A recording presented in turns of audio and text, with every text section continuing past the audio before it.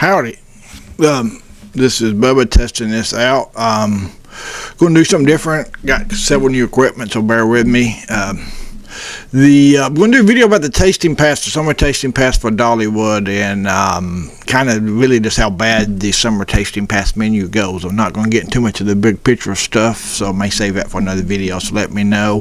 The price you see here, it's $37 if you have a Gold Plus pass without tax, so we're just going to call that $40, and a little bit more than that if you are just a regular pass. But yeah, so that is where that is.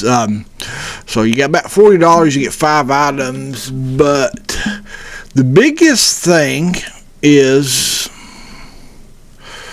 the biggest negative, and this is why it's so bad, is that there's only 8 different options for the savory bite, which is the food. You've got a salad shaker that's in the pizza place. You've got the apple cider barbecue pork sandwich, so that that one now looks good for sure. Bacon mac and cheese pizza. You've got the Granny Ogle's pinto bean nachos. You've got the Italian sausage and peppers, so that's something that is, in the skillet area, so something everybody's going to be familiar with. That's one of those, I usually get those kind of things, and they are good, but that one isn't new. We got the thing that just won't seem to go away in the loaded potato tornado, so, $10 for that's a little, and those salads, from what, I don't eat salads, but going back to it, those things seem pretty small from the videos I've watched of that. You've got a summer vegetable and okra skillet, and then you've got another salad option, a salad bowl, and so those are your 8 options there, and that is it.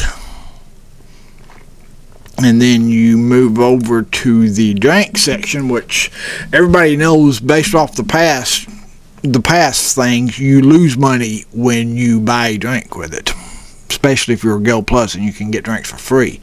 So they do have some decent options, but again, based off the past, you're losing money when you do this. So you've got blackberry iced tea.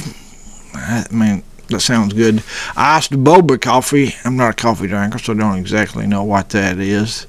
Homemade southern sweet tea. Why, that sounds good. I still, would have to, being a major sweet tea drinker, would have to kind of test that one to see how that tastes. Honey raspberry sweet tea, passion fruit tea, and peach baba tea. So certainly you got good options there from just by looking at them standpoint. But if you lose money, even though it's hot, you're going to want something to drink. You're still not doing much there. And in the past, the summer menu has been my favorite menu. Let's see what we have here in the dessert section. They got the most options in desserts. Again, on some of the desserts things, the math doesn't work out. So kind of, like some of these cupcakes and cookies and stuff, that's, when you're talking about a $9 or so average, I don't really want to pay $9 for a cupcake. The refreshing, got cherry lime Coke cupcake, the cookies and cream palette. See if I don't see a picture for that, a big picture. That looks, let's see, a cookie palette topped with crushed cookies, whipped cream, and dark chocolate sauce. So that is based off what I've seen when I looked earlier. That's your best looking one for the sweet lover, which I am. Sugar cookies, pineapple skewers.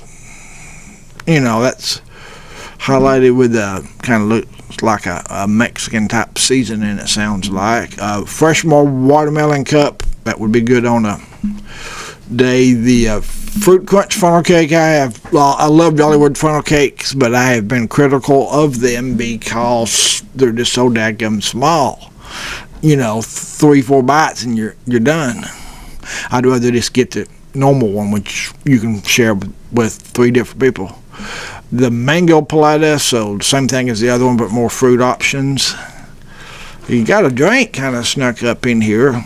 Mountain Laurel Blue Spritzer floats, fruit taste of lemon lime soda, lemon lime soda, pineapple juice, blue curacao, which would be the non-alcoholic, and then vanilla ice cream. So that sounds interesting. I'll have to see some reviews on that one. S'mores brownie, good choice. That's one of those I want to see how big it is. And then you got 2 more cupcakes. So, all right, a couple more things here. The on the dessert section, the paleta, if I'm saying that right, which I'm probably not, is a popsicle thing. That's one thing that hit me. That was the one they had last year. So it's basically like a popsicle with toppings on it. So that's kind of what that is. Some more thoughts here as I've rounded out. Of your 10 options for the sweet things, you got 3 of those are cupcakes and 1 is a cookie. So that's 4 out of 10 things that are like, things that are smaller type things. And going to the dinner, which again was the food options, which was my bigger thing, my biggest complaint. Only 4. If you were going there and you're like, I'm staying there all day, I want to eat count this as my dinner. I only see 4 of the 10 options for dinner. 4 out of the 10 options for the food side that I would consider dinner size stuff. You got your pork sandwich, you got your nachos, you got your pizza and sausage. So it's going to be hard to, if you want to get the most. So those are the only 4 things I think you would gonna get a dinner out of. Most of the other stuff is like your salads and potato sticks and things like that, are just not heavy items that you can't really count as a dinner. Again, you're doing about $8 to $9 range per item too, so that's why I don't think it's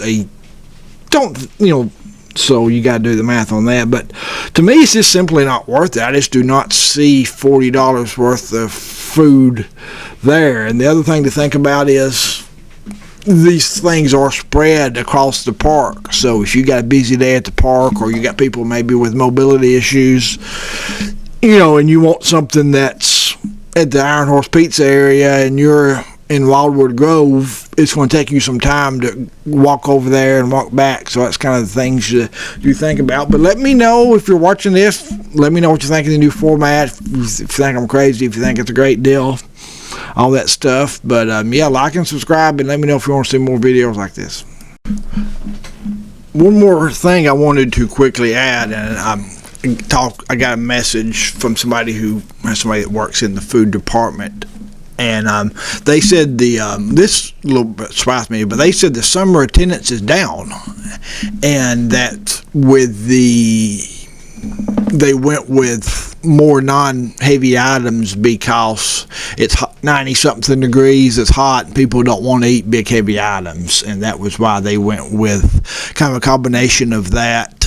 And the attendance being down in the summertime was why the menu looks a little bit different. So I wanted to add the counterpoint to that.